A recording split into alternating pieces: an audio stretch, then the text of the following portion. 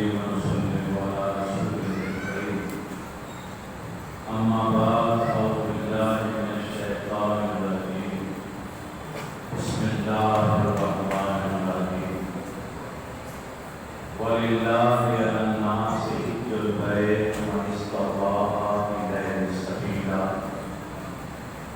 ومن كفر فإن الله غني عن العالمين صدق الله العظيم. الحمدللہ الحمدللہ کل سعودیہ میں اللہ کے گھر کے مناسب رکن اعظم وقوف عرفات مکمل ہو چکا.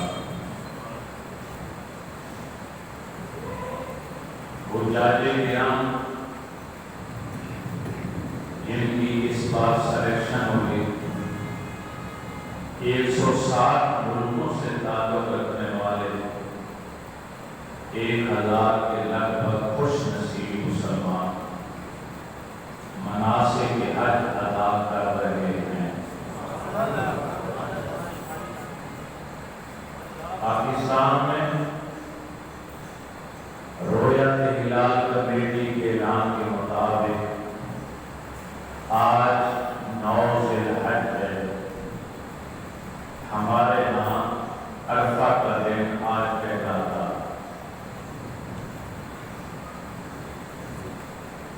کیونکہ کل حج ہوا اور آج بھی حج کے مناسک ادا ہو رہے ہیں. مینا میں واپس پہنچے اور شیطانوں کو ککریاں مار رہے ہوں گے, پھر قربانی ہوگی. تو اسی مناسبت کو سامنے رکھتے ہوئے آج ہماری گفتگو حج اور حج کے فضائل اور مناسک سے متعلق ہے.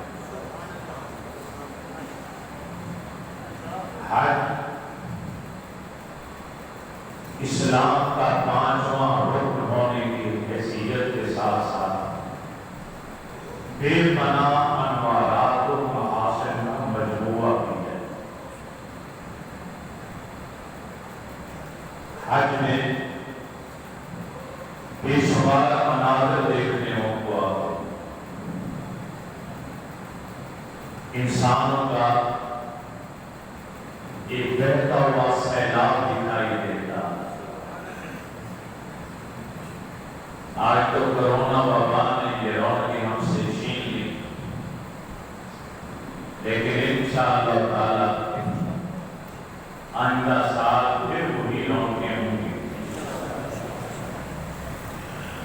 ہم ہر سال کی رونقوں کو سامنے رکھتے ہوئے گفتگو کو جاری رکھیں گے.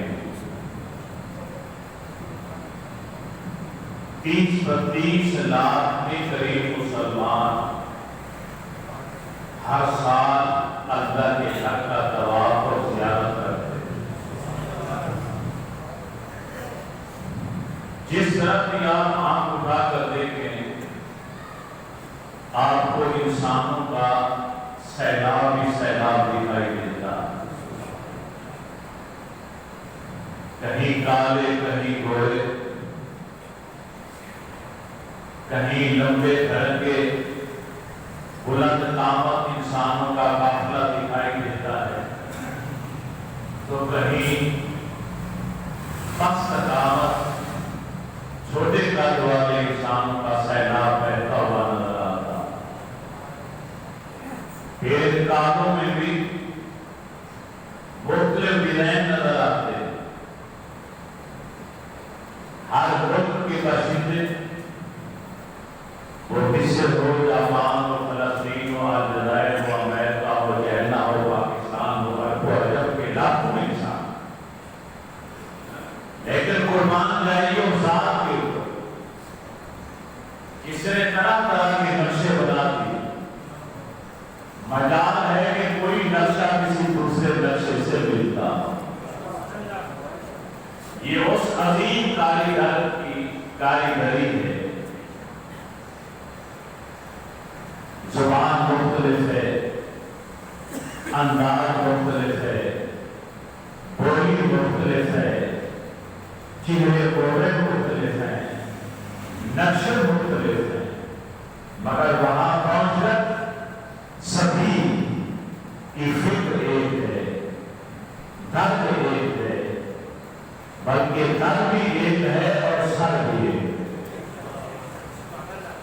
लोग हज को मुख्तलिफ नामों से ताबीर करते हैं, लेकिन इसको मस्ती में ढूंढ कर अगर देखा जाए तो हज नाम है इब्राहीम अलैहिस्सलाम की वफाओं का, हज नाम है सैयदा हाजरा की दुआओं का, हज नाम है हजरत इस्माइल ज़बीहुल्लाह की दुआओं और वफाओं का।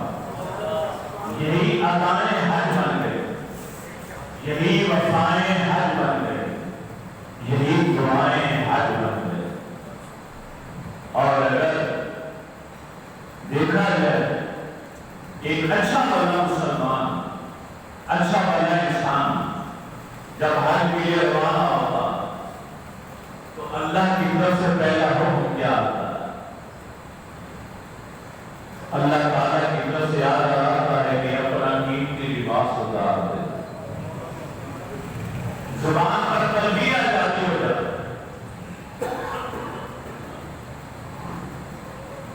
जुबान पर तलबिया, लब्बैक अल्लाहुम्मा लब्बैक, लब्बैक ला शरीका लक लब्बैक, इन्नल हम्दा वन निअमता लक वल मुल्क ला शरीका लक लब्बैक। क्यों कहते हैं? इसलिए कि इब्राहीम अलैहिस्सलाम ने कुर्बान करने के लिए जब अपने बेटे इस्माइल को आवाज दी तो बेटे की होंठों पर पहले लफ्ज यही आया, लब्बैक लब्बैक। अब्बा जान, मैं कुर्बान होने के लिए तैयार, मैं हाजिर। अल्लाह को अपने महबूब बंदे की जुबान से निकले हुए ये कालिमात इतने महबूब और पसंद आए कि क़यामत तक आने वाले हाजियों के लिए इस तलबिया को आलमी तराना बना दिया गया। मेरे सामने के बंदी लब्बैक अल्लाहुम्मा लब्बैक, लब्बैक ला शरीका लक लब्बैक, इन्नल हम्दा वन निअमता लक वल मुल्क ला शरीका लक। हुज्जाज किराम जब निकला करते तो सबसे पहला हुक्म आया, अपना कीमती लिबास उतार दो, कब्र वाला लिबास पहन लो। दो चादरें एक तहबंद चादर, सर नंगा, पाँव के अंदर जूता भी ऐसा जिसकी हयात तरकीबी से पाँव का अक्सर हिस्सा नंगा दिखाई दे। ये कफन वाला लिबास पहन लिया। अरे मैं तो मुहद्दिस हूँ, फरमाया तुम्हें भी कीमती लिबास उतारना पड़ेगा। और मैं तो मुफस्सिर कुरान हूँ, फरमाया तुम्हें भी ये लिबास उतारना पड़ेगा। अरे मुफस्सिर हो तो, मुहद्दिस हो तो, आलिम हो तो, वाइद हो तो, खतीब हो तो, मुक़ल्लिद हो तो, मुज्तहिद हो तो, मुफ्ती हो तो, वली हो तो, गौस हो तो, कुतुब हो तो, अब्दाल हो तो, अली हो तो, उस्मान हो तो, मुर्तज़ा हो तो, सिद्दीक़ हो तो। अरे मुझे कहने दीजिए, मेरे प्यारे मुस्तफा भी हो तो फिर भी ये लिबास उतारना पड़ेगा। ये दो चादरें अंशें पहनना पड़ेगी। ये कब्र वाला लिबास, ये रूही लिबास है, इब्तिदा में एहसास दिला दिया गया। अरे मेरे घर की ज़ियारत के लिए आने वालों, याद रख लेना, ये वो लिबास है जिसे पहन लेने के बाद तुमने कब्र के अंदर जाना है। यही वो लिबास है जिसे पहनकर एग्जामिनेशन हॉल में बैठकर तुमने कब्र के अंधेरे में बच्चे को हल करना है। अरे जल्दी करो, ये लिबास तुमने पहन लिया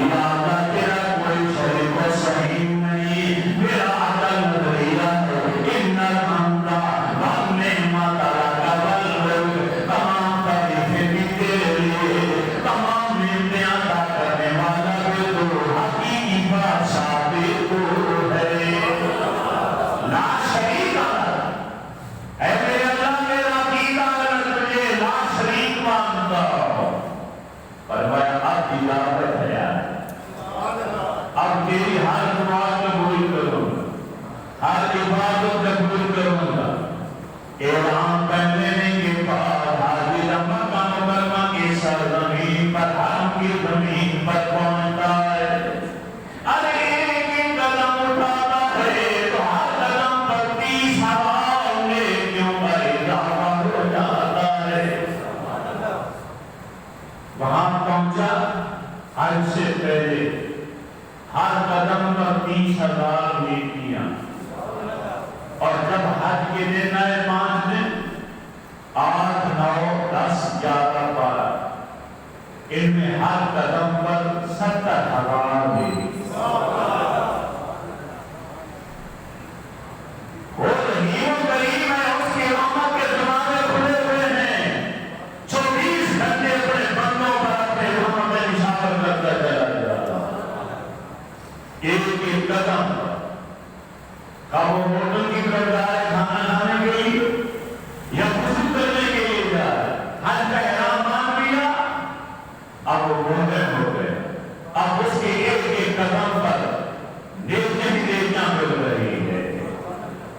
کالی کملی والے نے شاہ فرمایا من نظر الی الکعبۃ ایمانا و احتسابا غفر له ما تقدم من ذنبه وما تأخر، جو ایمان کی حالت میں عبادت و ثواب سمجھ کر میرے گھر کو ایک نظر دیکھے گا، اس کے اگلے پچھلے سارے گناہ معاف کر دوں گا، پچھلے بھی معاف اور اگلے بھی معاف، ایک حج سے دوسرے حج، ایک عمرہ سے دوسرے عمرے تک کے سارے گناہ معاف ہو جاتے ہیں، بشرط ہے کہ اس حج و اس عمرہ کو کرنے کے بعد وہ اس کی حفاظت بھی ہے، ایسا نہیں کہ حج عمرہ کر کے واپس آئے تو ملاوٹ کرنی شروع کر دے، ناخن میں کمی بیشی شروع کر دے، سود لینا شروع کر دے، اگر حرام کھانا شروع کر دے، لوگوں کا حق مارنا شروع کر دے،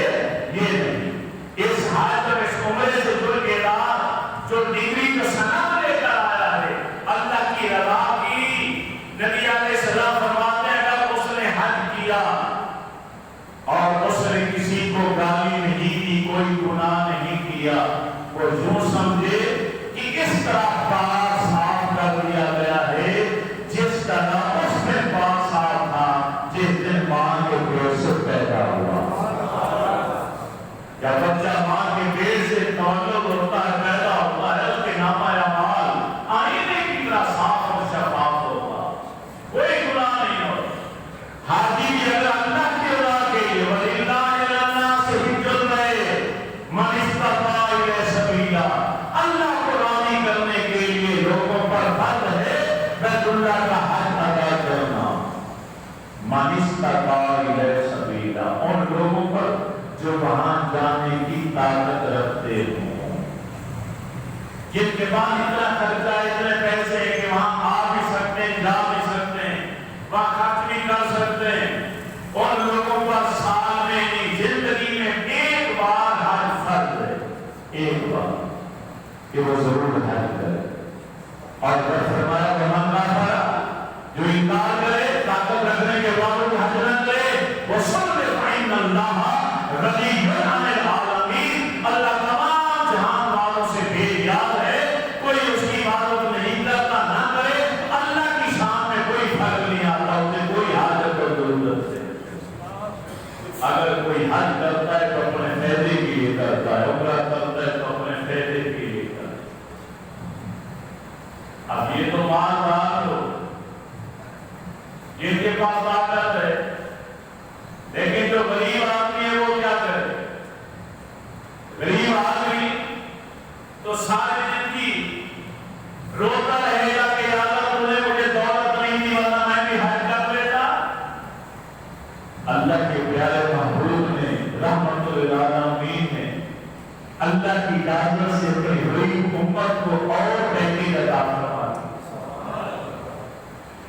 فرمایا جو مسلمان فجر کی نماز ادا کر کے اپنی جگہ پہ بیٹھ جائے، سورج نکل آئے، اشراق کے 2 نفل پڑھ لے، اسے ایک مقبول حج اور ایک عمرہ کا ثواب مل جاتا۔ مالدار 4-5 لاکھ روپیہ ادا کر کے سفر کی مشکلات اٹھا کر، سعودیہ اٹھا کر پھر جا کے حج کرے گا، گارنٹی نہیں قبول ہے کہ نہیں؟ آمنہ کی نام نے تیرے لیے گارنٹی بھی دے دی، فرمایا تجھے ایک مقبول حج کا اور ایک مقبول عمرے کا ثواب مل جائے گا۔ صرف جا کر کے فجر کی نماز پڑھ کے اسی جگہ بیٹھا رہے، اللہ کرتا رہے، دوسری پڑھتا رہے، توبہ استغفار کرتا رہے، کسی سے دنیا میں گفتگو نہ کر، یہاں تک کہ سورج پھر گرا کے اچھی طرح نکل آئے تو نماز اشراق کی 2 رکعت نماز نفل پر ایک مقبول حج اور ایک مقبول عمرے کا ثواب ملے۔ اور پھر کریم آقا فرماتے ہیں اپنی امت سے، ارے مسکراتے ہوئے چہرے کے ساتھ ثواب سمجھ کے شفقت اور محبت سے جتنی مرتبہ بھی ماں باپ کا چہرہ دیکھو گے اتنی بار روزانہ حج کا ثواب تمہارے نام اعمال میں لکھ دیا۔ نعرہ تکبیر، نعرہ رسالت، نعرہ رسالت۔ ایک شخص نے سوال کیا، یا رسول اللہ صلی اللہ علیہ وسلم، ماں باپ ہمارے گھر میں ہوتے ہیں، ہمارے کمرے میں، ہم اگر روزانہ 100 بار ان کا چہرہ دیکھیں کیا 100 حج کا ثواب؟ نبی علیہ السلام نے تبسم فرمایا کیوں نہیں؟ 100 بار دیکھو گے محبت اور ادب کی نگاہ سے تو 100 بار تمہیں ثواب ملے گا۔ اس سے بھی زیادہ اللہ عطا کر سکتا ہے، وہ تو قدیم قادر مطلق ہے، وہ چاہے تمہارے خلوص کو دے کر نیکیوں میں اضافہ۔ نیک اعمال کا اجر ہوتا ہے 10 گنا، 20 گنا، 30 گنا، یہ سب اجر ہے، لیکن خلوص کو دیکھ کر اس اجر میں اضافہ ہوتا ہے، اخلاص کو دیکھ کر، تقوی کو دیکھ کر، نیت کو دیکھ کر کہ نیت خالص ہے تو 10 گنا ثواب سے اضافہ کر کے 700 گنا تک ثواب کو لے جایا جاتا ہے۔ لہذا ہمیں چاہیے کہ ہم کوئی بھی عمل کریں، کوئی بھی نیک عمل کریں، ہم اس میں اخلاص کو شامل کریں۔ حجاج کرام نے اللہ کی اجازت سے، اللہ کی دی ہوئی طاقت سے اللہ کے گھر کا طواف کرنا شروع کر دیا۔ فرمایا من نظر الی الکعبۃ ایمانا واحتسابا غفر لہ ما تقدم من ذنبہ وما تأخر۔ جو سینے میں ایمان لے کر عبادت سمجھ کر اللہ کے گھر کو ایک نظر دیکھے گا، اللہ تبارک و تعالیٰ اس کی زندگی کے پچھلے گناہ بھی مٹا دے گا اور آئندہ کے گناہ بھی مٹا دے گا۔ خلوص ہونا چاہیے، اخلاص ہونا چاہیے عبادت کے اندر، کیونکہ اللہ تعالیٰ کو پسندوں کے بنا دھڑکنے والے دل کی حرکت کو دیکھتا ہے کہ اس میں خلوص کتنا ہے۔ ان اللہ لا ينظر الى صورکم واعمالکم واجسادکم، اللہ تعالیٰ تمہاری صورتیں نہیں دیکھتا، تمہارے جسموں کو، تمہارے مال و دولت کو نہیں دیکھتا، ولکن ينظر الى قلوبکم، اللہ صرف تمہارے دلوں کو دیکھتا۔ وہ پوری کائنات میں کہیں سما نہیں سکتا، اگر وہ کہیں سما جاتا ہے تو وہ ایک مومن کا دل ہے جس کے اندر اللہ کی ذات سما جاتی ہے۔ ہو جانے کے نام خانہ کعبہ کے سامنے پہنچ گئے، طواف شروع ہو گئے، 7 چکر لگانے، پہلے 3 چکروں میں رنگ سینہ تان کر، شانے ہلا ہلا کر، گردن اکڑا کر ہر مسلمان کے حکم میں چلے۔ ہوا کیا؟ یہ بھی کسی کی ادا ہے جس کو پیغمبر کا جواب نے زندہ رکھا۔ نبی علیہ السلام مٹھی بھر مسلمانوں کو ساتھ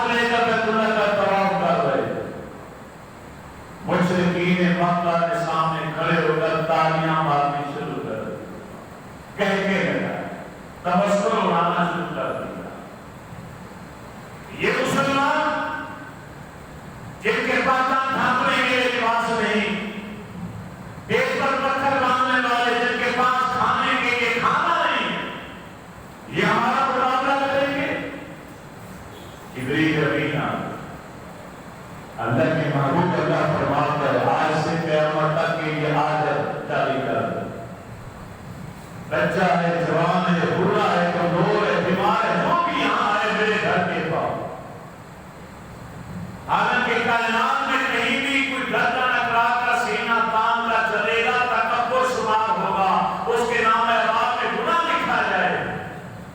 لیکن میں راکی دعوت دیتا ہوں کہ میں تیرے گھر کے سامنے کھڑے ہو کر پہلے 3 چکروں میں سینہ تان کر چلو گے تو ثواب ہی ثواب ادا کرو. ان اکڑی ہوئی گردوں کے سامنے گردن اکڑا کے چلنا عبادت ہے. معلوم ہوا کہیں گردن کو جھکانا عبادت ہے، کہیں گردن کو اٹھا کے چلنا عبادت ہے. اسلام کے اندر جہاں جمال ہے وہاں جلال بھی ہے. ان اکڑوں کی گردوں کے سامنے معمول انہیں کہہ دیجیے حمل کریں. اے کائنات کے پالنہار، اور دن تو کافر مشرک کے تالیاں بجانے والے سامنے کھڑے تھے، ان کو دکھانا تھا سینہ تان کے چلنا ضروری ہو گیا تھا، گردن اکڑا کے چلنا ضروری ہو گیا تھا. انہیں بتانا تھا کہ مسلمان جسمانی طور پر کمزور ہو سکتا ہے لیکن ایک مسلمان کا ایمان کبھی کمزور نہیں ہو سکتا. لیکن اے کائنات کے پالنہار، آج کافر نہیں ہے، آج مشرک نہیں ہے، آج کوئی تالیاں مارنے والا نہیں، آج کوئی مذاق اڑانے والا نہیں. اب تو اس کو ختم کر دینا چاہیے، اب تو رنگ کو مفت کر دینا چاہیے.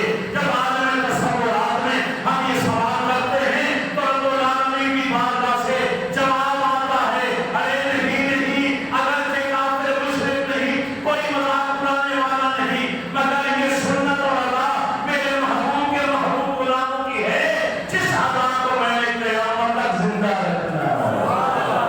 نعرہ تکبیر، نعرہ رسالت، شان و عظمت مصطفیٰ. بیت اللہ شریف کا طواف ہو گیا، 7 چکر حجر اسود کی سیڑھی سے شروع. نبی علیہ السلام نے پہلا چکر لگایا، حجر اسود کو اپنے ہونٹ لگایا، چوم دیا. دوسرا چکر لگایا، آپ نے اپنی لاٹھی اس صحابی کو دی کہ اس کا دستہ اس کے اندر لگا کر دے، اور دستے کو چوم دیا. پھر چکر لگایا، دور سے ہاتھوں کا اشارہ کیا، ہاتھوں کو چوم دیا. صحابہ کرام روئے پڑے. پوری امت پر صحابہ کے احسانات ہیں جن کا شمار نہیں کیا جا سکتا. جب کوئی انوکھی بات دیکھتے وہ معلوم کر دیتے تاکہ امت کے لیے جواب عطا ہو جائے. یا رسول اللہ صلی اللہ علیہ وسلم، ہم تھوڑے سے کوئی رش نہیں، آپ ہر چکر پر بھروسہ لے سکتے تھے، آپ نے کیوں نہیں لیا؟ مختلف طریقے کیوں اپنائے؟ سیدہ آمنہ کے لال مسکرائے، فرمایا تمہاری آنکھ آج کی انگوٹھی پر مسلمانوں کو دیکھ رہی ہے، مگر میری نگاہ نبوت، بصارت و بصیرت وہ زمانہ بھی دیکھ رہی ہے جب لاکھوں کی تعداد میں مسلمان یہاں آئیں گے، یا جہاں تک نگاہ جائے گی انسان ہی انسان ہوں گے. ارے ہر ایک چاہے گا میں حجر اسود کو چوموں، جو نہیں چوم پائے گا ساری زندگی پچھتائے گا کہ میں اپنے نبی کی سنت ادا نہیں کر پایا. اس لیے میں نے یہ 4 طریقے اپنا دیے. ارے جو قریب پہنچ جاتا ہے وہ اپنا منہ لگا دے، جو ذرا دور ہے وہ اپنا ہاتھ لگا دے، جو اس سے دور ہے اپنی کوئی چیز قریب والے کو پکڑا دے، وہ اس کے اندر لگا کر دیتے. اگر یہ بھی کوئی اثر نہ ہو تو حجر اسود کی سیڑھی میں جہاں کھڑے ہو کر ارے ہاتھ کا اشارہ کر کے وہ چوم لے گا، اسے حجر اسود کے بوسے کا تھوڑا ثواب مل جائے گا.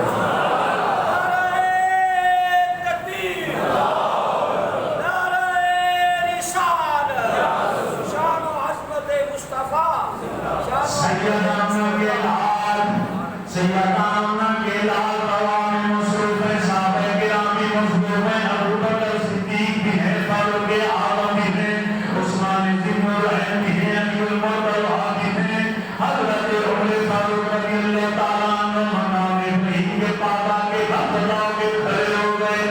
کالی کملی والے نے پوچھا عمر کیا بات ہے؟ آپ کہتے ہیں یا رسول اللہ میرے دل میں خواہش پیدا ہوئی کہ اس پتھر نے ابراہیم خلیل اللہ کو اپنی چھاتی پر اٹھایا، اللہ کے گھر کی تعمیر میں حصہ لیا تھا. اس کی وفاداری کے صلہ میں اللہ تعالیٰ نے ابراہیم علیہ السلام کے پاؤں کا نقش اس کے سینے میں اتار دیا.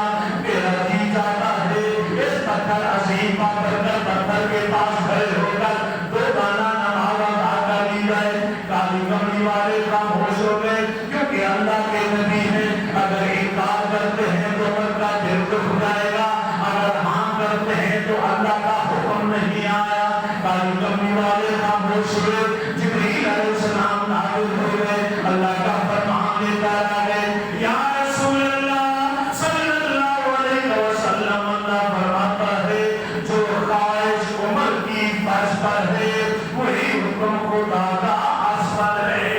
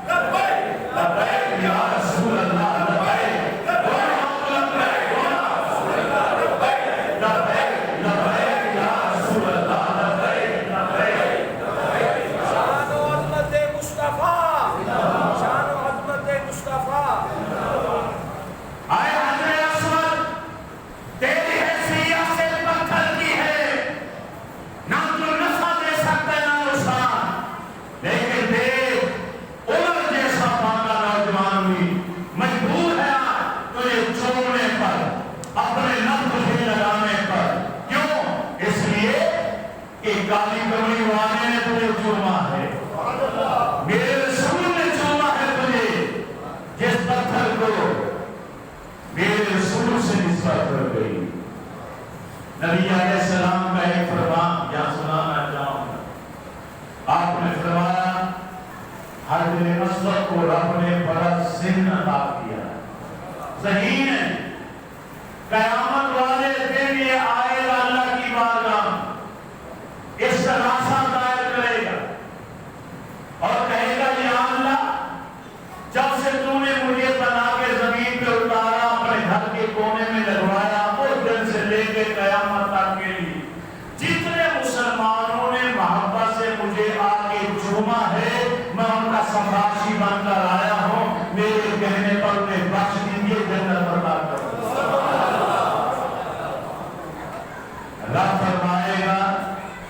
یاد رکھے، ڈھونڈ لے وہ پتھر ایک ایک چومنے والے کی شکل بھی جانتا پہچانتا ہو، نام کو بھی جانتا پہچانتا ہو، چومے گا، دیکھے گا، ہاں یہ بھی ہے، وہ بھی ہے، یہ بھی ہے، آپ بھی آ جائے، آپ بھی آ جائے، آپ بھی آ جائے، آپ بھی آ جائے۔ بے جان پتھر جانتا ہے میرے پاس کون کون آیا، عقیدت و محبت کے ساتھ، پھر ان کی شفاعت سفارش کر کے انہیں جنت میں لے جانا ہے۔ بے جان پتھر، جس رسول پر تم ضرور کرتے ہو، جس رسول کی بارگاہ میں حاضر ہوتے ہو، کیا آمنہ کے رام نہیں جانتے گے کہ میرے بارگاہ میں کون کون آیا تھا اور کس عقیدت و محبت کے ساتھ آیا تھا؟ کیا اولیاء کرام نہیں جانیں گے؟ کیا یہ کوئی پتھر سے بھی کام ہے؟ کیا غوث پاک نہیں جانتے مجھ سے پیار کرنے والا کون ہے؟ کیا داتا گھر میری نہیں جانتے پہچانتے؟ حضرت میاں میر صاحب رحمۃ اللہ تعالیٰ علیہ جن کے سائے میں مصطفیٰ پاک والے رہ رہے ہو، کیا وہ نہیں جانتے کہ کون آتا ہے کس بہانے سے آ کے میری بارگاہ میں سلام کرتا ہے؟ اگر یہ پتھر اپنے پاس آنے والوں کو جانتا ہے، پہچانتا ہے، پھر ان کی بخشش بھی کروائے گا، تو یہ تو اللہ کے دوست ہیں، یہ تو اللہ کے مقرب ہیں، یہ تو اللہ کے مقبول بندے ہیں۔ یہ کیسے نہیں جانیں گے، کیسے نہیں پہچانیں گے؟ یقیناً اپنے پاس آنے والے اپنی ذات کے ساتھ محبت و عقیدت رکھنے والوں کی یہ سفارش بھی کریں گے اور انہیں جنت میں بھی لے کر جائیں گے۔ آپ خوش نصیب ہیں، خوش نصیب۔ کسی کو پانی پلا دیا، قیامت والے دن کو تمہارا سفارشی بن کر رہے۔ یہ میں نے اپنی طرف سے جملہ نہیں بولا، میں نے حدیث پڑھی کہ دوستی دولت میں چلے جائیں گے، جنتی جنت میں چلے جائیں، پھر اللہ تعالیٰ ایسا منظر پیش کرے گا کہ وہ ایک دوسرے کو دیکھ پائیں۔ ایک جہنم میں رہنے والا دیکھے گا کہ جنت میں وہ شخص پھر رہا ہے جس کو میں نے دنیا میں پانی پلایا، وہ وہیں سے آواز دے گا، کہے گا جنتی مجھے پہچان، جانتے ہو دنیا میں فلاں موقع پر تو تجھے پیاس لگی تھی، تو نے پانی مانگا تھا اور میں نے تجھے پانی پلایا۔ اللہ تعالیٰ اس کو یاد دلاتے۔ یہ سب اللہ کی رحمت کے بہانے ہیں، بہانہ ہے، بچنا چاہتا ہے اپنے محبوب کی امت، اللہ اسے یاد کرا دے، اس کو پہچان دیتے گا، اس کو پہچان لے گا، اور پھر اس کو اللہ تعالیٰ یاد دہانی کرا دے۔ وہ کہے گا ہاں تو نے مجھے پانی پلایا، کہے گا پھر تو جنت میں، میں دوزخ میں، جہنم کی بات ہے، میری سفارش کا نکال مجھے یہاں سے۔ نبی علیہ السلام مسکرا رہے تھے، فرمایا وہ اللہ تعالیٰ کی بارگاہ میں سفارش کرے گا، یا اللہ دوزخ میں فلاں شخص ہے جس نے دنیا میں مجھے پانی پلایا تھا، آج اس نے پہچان کر مجھ سے بات کی، مولا میں تیری بارگاہ میں سفارش کرتا ہوں، میری سفارش کو اس کے حق میں قبول کرتا ہوں۔ اللہ کے محبوب فرماتے ہیں کہ اللہ اس کی سفارش کو قبول فرمائے گا اور حکم دے گا ملائکہ کو کہ جس شخص کے بارے میں یہ کہہ رہا ہے جس نے پانی پلایا تھا، اس کو دوزخ سے نکالو اور جنت میں لے جاؤ۔ جس کو پانی پلایا وہ تمہارا سفارشی، جس کو کھانا کھلایا وہ تمہارا سفارشی، کسی یتیم کے سر پہ ہاتھ رکھا وہ تمہارا سفارشی، کسی ننگے کو کپڑے پہنا دیے وہ تمہارا سفارشی، کسی مریض کی عیادت کی وہ تمہارا سفارشی، کسی کے تم نے دعا کی وہ دعا تمہارے لیے سفارش کا باعث بنے گی، اور یہ کرام تمہارے سفارشی، حاجی حافظ قاری یہ تمہارے سفارشی، چھوٹے چھوٹے معصوم بچے یہ سفارشی، اور یہ کرام علماء کرام غوث کتب ابدال یہ تمہارے سفارشی، انبیاء سفارشی، آخر میں شفاعت کبریٰ آمنہ کے لال فرمائیں گے، امام الانبیاء کی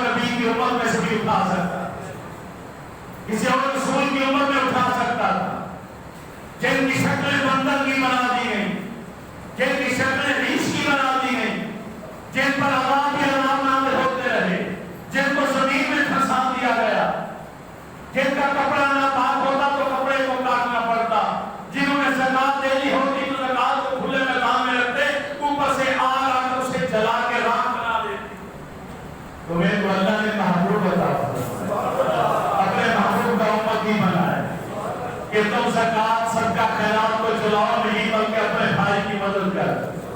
تمہارا کپڑا ناپاک ہو گیا اس کو پانی سے دھو دو پاک ہو جائے گا. ان کے عبادت خانہ تھا مسجد. تمہارے پوری کائنات کی زمین کو مسجد بنا دیا گیا کہ جہاں چاہو سجدہ ریز ہو جاؤ اس نے تمہاری نماز کو قبول کر لینا ہے. کروڑ سے بھی زیادہ احسانات ہیں جو اللہ نے اس امت پر اپنے محبوب کے صدقے کیے. تو ہمارا فرض بنتا ہے کہ ہم اٹھتے بیٹھتے فارغ اوقات میں اس کاری کمری والے کی ذات پر درود شریف پڑھائیں. درود پڑھتے ہیں کہ نہیں؟ درود ابراہیمی تو پڑھتے ہوں گے, نماز میں تو پڑھتے ہیں, نہ آگے پیچھے کوئی پڑھے یا نہ پڑھے.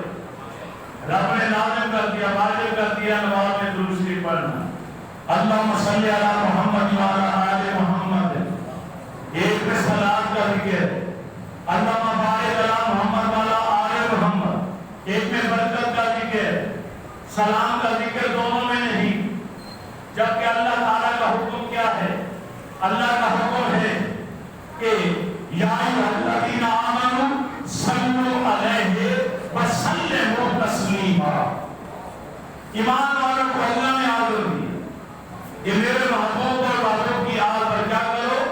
صلاۃ بھی بھیجو اور سلام بھی بھیجو. صلاۃ بھی سلام بھی. خالی درود ابراہیمی پڑھنے سے قرآن کی آیت پر عمل نہیں ہو سکتا. یہ نقطہ ذہن میں رہنا چاہیے. اگر کوئی کہے کہ درود ابراہیمی پڑھو تو قرآن کی آیت پر عمل ہو جائے گا نہیں, کیونکہ قرآن کی آیت کہہ رہی ہے دو حصے ہیں, صلو علیہ وسلموا تسلیما. صلاۃ درود بھیجو ان پر اور سلام بھیجو. سلام بھیجنا تسلیما سلموا کی تاکید ہے, کیونکہ رب جانتا تھا اور جانتا ہے کہ ایک زمانہ آئے گا لوگ درود تو بھیجیں گے سلام نہیں بھیجیں گے. اس لیے رب نے درود کی تاکید نازل نہیں کی, سلام کی تاکید بھی نازل کر دی. تسلیمہ کہہ کر تاکید نے دیا کہ درود بھیجنے میں کوتاہی شاید میں قبول کر لوں, لیکن سلام بھیجنے میں کوتاہی کرو گے وہ قبول نہیں ہوگی. کبھی آپ نے غور کیا؟ آخری نقطہ کہ دونوں درود پاک کے اندر یا ابراہیم اور آل ابراہیم کا ذکر ہے یا نبی علیہ السلام اور نبی علیہ السلام کی آل کا ذکر ہے. ایسا کریں اللہم صلی علی محمد وعلی آل محمد. ہاں یہاں ایک غلط فہمی دور کرتا جاؤں کہ میری پہلی گفتگو سن کر کوئی آدمی یہ سوچنے پر مجبور ہو جائے کہ اگر خالی درود ابراہیمی درود کافی نہیں ہے, مکمل نہیں, تو پھر ہماری نماز کیسے ہو جاتی ہے؟ نماز میں ہم یہی درود پڑھتے ہیں, سلام تو پڑھتے نہیں. تو ان کی تسلی کے لیے میں عرض کرتا چلوں, نماز میں رب نے اپنے حبیب پر سلام پہلے اتار دیا. التحیات جب پہلے پڑھتے ہو تو اس میں کہتے ہو السلام علیکہ ایھا النبی, اے نبی تجھ پر سلام ہو. تو سلام بھی آ گیا نماز کے اندر اور درود کے اندر سلام بھی آ گیا, برکت بھی آ گئی. لہذا نماز مکمل ہو گئی ہر لحاظ سے. لہذا نماز کے علاوہ جب کوئی درود پڑھنے کا ارادہ کرے اسے وہ درود پڑھنا چاہیے جس میں صلاۃ کا ذکر بھی ہو اور سلام کا ذکر بھی ہو. الصلاۃ والسلام علیک یا سیدی یا رسول اللہ. یہ درود پاک تبلیغی جماعت والوں نے تبلیغی نصاب کے اندر جو درود پاک کا باب باندھا ہے اس کے اندر یہ درود بھی لکھا ہے. دیوبند مسلک ہے تبلیغی جماعت کا, انہوں نے بھی لکھا, ان کے بڑے نے لکھا. اس کتاب تبلیغی نصاب کے اندر میرے پاس موجود ہے, کسی کو شک ہو میں دکھا سکتا ہوں. انہوں نے کہا باقی درود پاک یہ ہیں, ان میں اگر کوئی شخص یہ درود پڑھتا ہے الصلاۃ والسلام علیکہ یا نبی اللہ, الصلاۃ والسلام علیکہ یا حبیب اللہ, تو یہ بھی درود پاک ہے, یہ بھی جائز ہے, پڑھ لینا چاہیے. تو اب دوسری بات کہ کبھی آپ نے غور کیا ابراہیم اور آل ابراہیم پر درود اور نبی علیہ السلام نبی کی آل پر درود کیوں؟ غور کیا کبھی؟ نہیں کی. نبی کریم علیہ السلام تو وہ جد امجد حضرت ابراہیم خلیل اللہ۔ ابراہیم علیہ السلام کو اللہ نے دو بیٹے عطا کیے، اسحاق اور اسماعیل۔ نبی علیہ السلام اسماعیل علیہ السلام کی اولاد میں سے، نبی علیہ السلام کے والد حضرت عبداللہ نبی علیہ السلام کے بیٹے اسماعیل کی اولاد۔ اسماعیل علیہ السلام کی اولاد میں سے کوئی اور نبی نہیں آیا، یہی نبی آخر زمان ہے۔ تو اللہ کے علم میں یہ بات اس نے پہلے سے رکھا ہے کہ ابراہیم علیہ السلام کی آل میں میرے محبوب کے والد گرامی آنا ہے، تو لہذا لازم کر دیا کہ ابراہیم اور ابراہیم کی آل پر درود بھیجو، اور یہ درود ابراہیم علیہ السلام سے لے کے حضرت عبداللہ تک آ گیا۔ آگے پھر حضرت عبداللہ کے لخت جگر نبی علیہ السلام آئے تو نبی علیہ السلام کا نام الگ درود میں آ گیا، اور پھر آپ کی آل پر، کیونکہ اللہ کے علم میں ہے کہ ان کی آل میں فاطمہ کی اولاد میں حسن و حسین ہوں گے جو میرے دین کی حفاظت کے اپنی جان تک نچھاور کر دے۔ یار رب نے پھر اس آل کو قیامت تک کے لیے رکھا ہے، تو ابراہیم علیہ السلام حضرت عبداللہ کو شامل کرنے کے لیے ابراہیم اور آل ابراہیم پر درود، اور نبی علیہ السلام اور حسن اور حسین کو شامل، اور قیامت تک آنے والے سادات کو شامل کرنے کے لیے اللہ نے محمد اور آل محمد پر درود صلی اللہ علیہ وسلم